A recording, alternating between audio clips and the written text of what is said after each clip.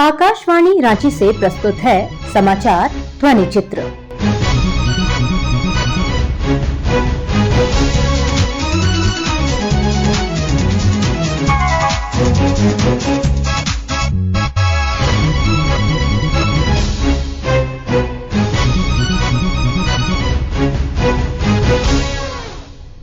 इस अंक में स्वच्छता अभियान, हिंदी दिवस और राष्ट्रीय पोषण माह 2024।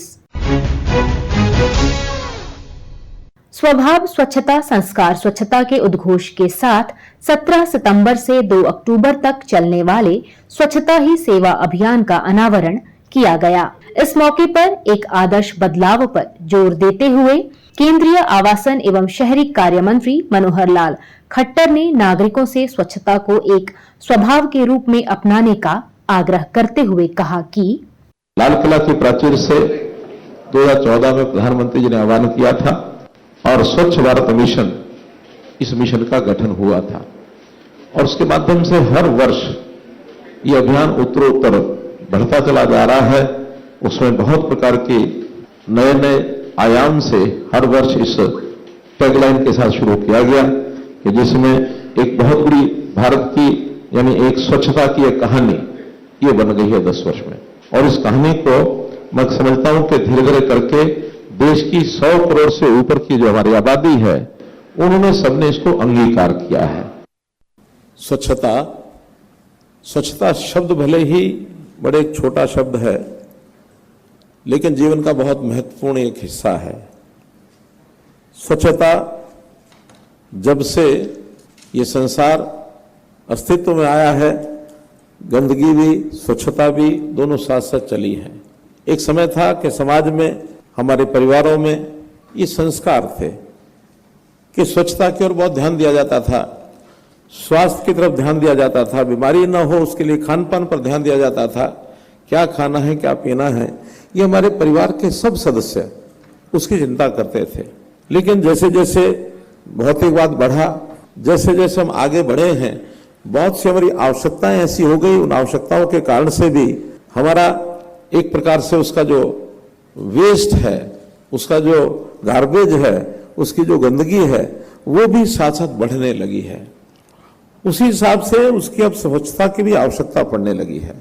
तो हमारे वर्तमान प्रधानमंत्री नरेंद्र मोदी जी ने स्वयं गांधी जी की जो जयंती है 2 अक्टूबर को उस दिन पकड़ा और फिर 15 अगस्त से लाल किले की प्राचीर से उन्होंने आह्वान किया कि हमको सेवा ही यानी स्वच्छता ही सेवा, इस नाम से एक पखवाड़ा ये मनाना चाहिए जो 2 अक्टूबर को समाप्त हो। 2 अक्टूबर को उसका कल्मिनेशन हो, गांधी जी की जयंती पर उसको हम याद करें उस विषय को। 10 वर्ष की यात्रा ये पूर्ण हुई है। अब चूंकि 10 वर्ष बीत गए हैं, तो अगर हमको स्वभाव और संस्कार में चीज लानी है तो फिर भागीदारी बनानी पड़ेगी। और भागीदारी बढ़ाने के लिए न केवल केंद्र सरकार या केंद्र सरकार के मंत्रालय, बल्कि प्रदेश सरकार के मंत्रालय, एनजीओज, सिविल सोसाइटीज, हमारे जितने भी कॉरपोरेट जगत के लोग हैं वो सब, पीएसयूज, शिक्षा विभाग खास करके बच्चों को शिक्षा देने के लिए वो आगे आए। जो भी प्रभावी व्यक्तित्व हैं, किसी भी क्षेत्र में उनका प्रभाव है, उस प्रभावी क्षेत्र के व्यक्ति को इस विषय को आगे ले जाने के लिए एक बार तो प्रारंभ करना पड़ेगा, ताकि सारा समाज जागृत। इस मौके पर केंद्रीय जल शक्ति मंत्री सीआर पाटिल ने स्वच्छता अभियान की सफलता के लिए सफाई कर्मचारियों के प्रति आभार व्यक्त करते हुए कहा कि कई लोगों के मन में एक प्रश्न उठा था कि स्वच्छता ही सेवा कैसे हो सकती है। आदरणीय प्रधानमंत्री जी ने जो कहा था कि स्वच्छता ही सेवा है, उसी के कारण, स्वच्छता के कारण WHO के रिपोर्ट के मुताबिक 3 लाख बच्चों को डायरिया से जीवन दान मिला है, उनका जीवन बचा पाए हैं। 5 साल के अंदर 3 लाख बच्चे जो डायरिया से मर सकते थे, उनको बचाना ये बहुत बड़ी सेवा इस स्वच्छता के कारण हुई है। आज भी उसके बाद भी हर साल 50 से 60 हजार बच्चों को इस स्वच्छता के कारण जीवन दान मिल रहा है। आज जो हमारे मनोहरलाल जी ने एक सूत्र दिया है कि स्वभाव ही स्वच्छता और संस्कार ही स्वच्छता, बहुत अच्छे वर्ड है। उसी के अंदर, शब्दों के अंदर जो ताकत है वही बताते हैं। इसके बहुत अच्छे परिणाम इस स्वच्छता के कारण आने वाले हैं। एक समय था जब स्वच्छता हम कभी उसके बारे में सोचते नहीं थे। महात्मा गांधी जी ने तो हमारे देश को गुलामी से मुक्त करने के लिए जो सत्याग्रह चलाया, उसमें से भी समय निकालकर उन्होंने देशवासियों को एक दिशा दिखाई थी स्वच्छता के बारे में। अपने वाणी से, अपने वर्तन से उन्होंने एक मैसेज दिया था। फिर भी 70 साल तक कभी हमने उसके ऊपर सोचा नहीं, कोई काम किया नहीं। हम आभार व्यक्त करना चाहेंगे आदरणीय प्रधानमंत्री मोदी जी का कि उन्होंने पूरे देश को जागरूक कर दिया। हम सालों तक मोदी साहब को इसके कारण भी याद करते रहेंगे कि उन्होंने पूरे देश को स्वच्छ करने में पूरे देश के लोगों को जागरूक करके, इसी के कारण ये संभव हुआ है। हम आप सबका सहकार चाहते हुए आने वाले 17 तारीख से 2 तारीख तक के इस कार्यक्रम में अभी तक का जो रिकॉर्ड है कि एक साल में 10 करोड़ लोग जुड़े थे और अभी तक कुल 109 करोड़ लोग जो जुड़े हैं। कभी कोई ने 10 दिन दिए होंगे, रिपीटेडली वो लोग आए होंगे, और टोटल मिला के जिन्होंने रोज 1 घंटा, ऐसे 109 करोड़ लोगों ने अपना 1-1 घंटा इसके दिए सफाई के लिए दिया था। तो जो सफाई कर्मी है उनकी मदद के कारण ये हो पाया है। पूरे देश के सफाई कर्मियों को उसके लिए हमें आभार व्यक्त करना चाहिए। हम सूरत के अंदर करीब 6000 जो कर्मी हैं उसका हम हर 17 तारीख को उनका सम्मान करते हैं, उनके साथ भोज करते हैं और अलग अलग गलियों में, सोसाइटियों में वहां के लोग भी उनका सम्मान करते हैं, उनके घर में बिठाते हैं, उनकी आरती करते हैं। ये सम्मान के वो अधिकारी है सफाई कर्मी, जिसके कारण सिर्फ स्वच्छता ये सेवा सूत्र नहीं बना, वो जमीन पर हम उतार पाए हैं।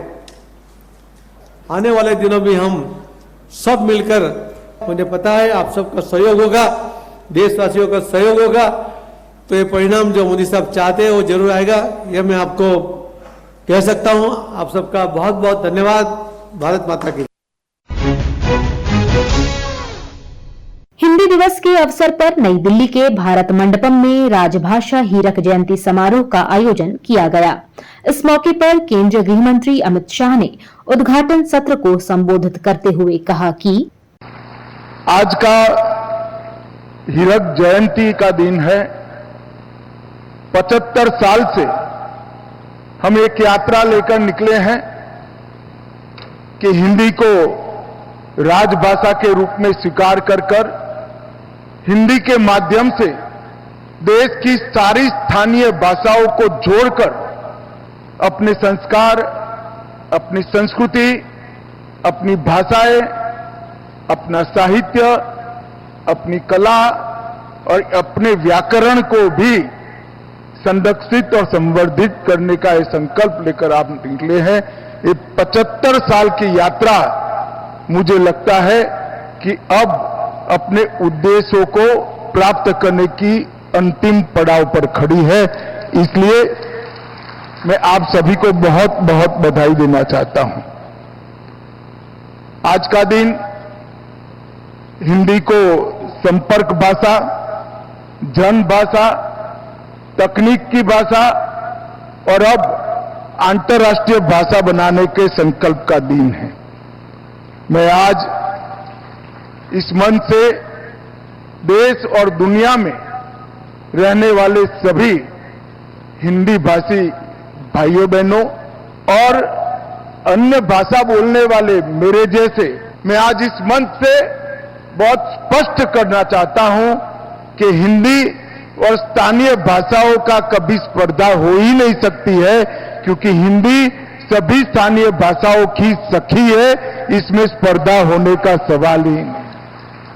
हिंदी और सभी स्थानीय भाषाएं एक प्रकार से एक दूसरे की पूरक है और इसलिए हमने निर्णय किया है कि भारतीय भाषा अनुभाग के माध्यम से हिंदी और सभी स्थानीय भाषाओं के बीच का संबंध मजबूत किया जाएगा, स्पष्ट किया जाएगा। और मैं मानता हूं कि आज का दिन भारत की सभी भाषाओं को मजबूत करना है और राजभाषा को देश की संपर्क भाषा बनाने का दिन है, जिसके माध्यम से हम अपनी भाषाओं में ही अपने देश का कामकाज कर पाए।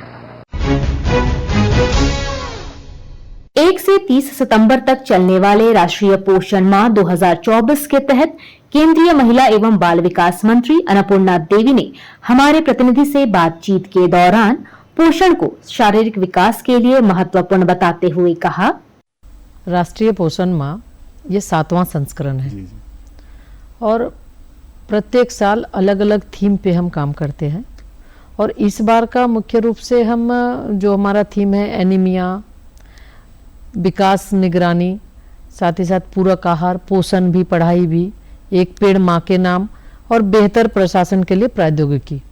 तो ये 6 थीम को लेके इस बार हमारा ये पोषण माह का कार्यक्रम चल रहा है। और इसमें अगर हम देखें तो विभिन्न जिलों में पूरे देश के अंदर लगभग 757 जिलों में अभी तक का 2 करोड़ से ज़्यादा एक्टिविटी हो चुके हैं।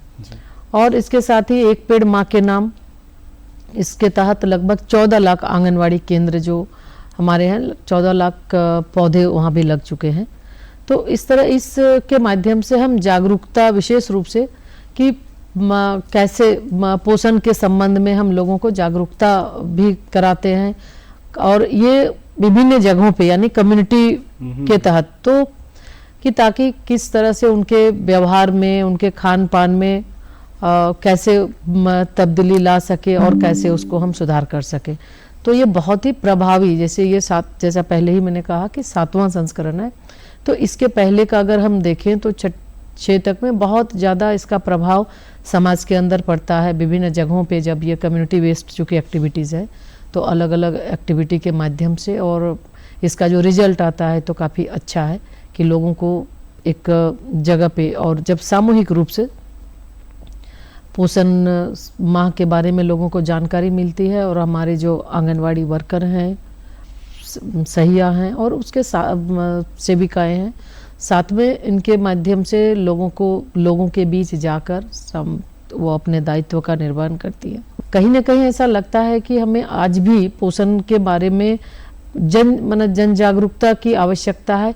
हम बच्चों को भोजन देते हैं, लेकिन हमें कब, क्या और कैसा भोजन देना चाहिए, शायद ये थोड़ा और ज़्यादा हमें जागरूक करने की आवश्यकता है। तो इस कार्यक्रम के माध्यम से यही हमारी प्राथमिकता रहती है कि हम जैसे स्वच्छता के बारे में भी हमें बच्चों को अगर हम खिला रहे हैं तो पहले सफाई पर भी ध्यान दें, या फिर बच्चों का भोजन कैसा हो, उसके साथ साथ बाकी एडोल्सन और गर्भवती और धात्री महिलाओं की भी देखरेख कैसी हो। तो इन सारे चीज़ों के बारे में लगातार विभाग के माध्यम से कार्य हो रहे हैं, लेकिन हम आपके माध्यम से भी ये सभी से आग्रह करना चाहेंगे कि सरकार चाहती है, सरकार के योजनाएं हैं, सरकार विभिन्न स्तर पर जाकर नीचे एकदम बिल्कुल ग्रामीण स्तर पर जाके, यानी आंगनवाड़ी केंद्र जो हमारा सबसे प्रमुख, तो वैसे आंगनवाड़ी केंद्र में जो हमारी आंगनवाड़ी वर्कर हैं उनके द्वारा लगातार जागरूकता के लिए या फिर गर्भवती धात्री और बच्चों के सही पोषण और स्वास्थ्य के लिए निरंतर उनके द्वारा प्रयास किए जाते हैं। और इसके साथ ही आकाशवाणी रांची के समाचार सेवा प्रभाग द्वारा समाचार ध्वनि चित्र का आज का संस्करण समाप्त हुआ। यह कार्यक्रम प्रत्येक शनिवार रात्रि 7:45 बजे प्रसारित किया जाता है। संपादक कृष्ण कुमार लाल, प्रस्तुतकर्ता और प्रवक्ता कामिनी।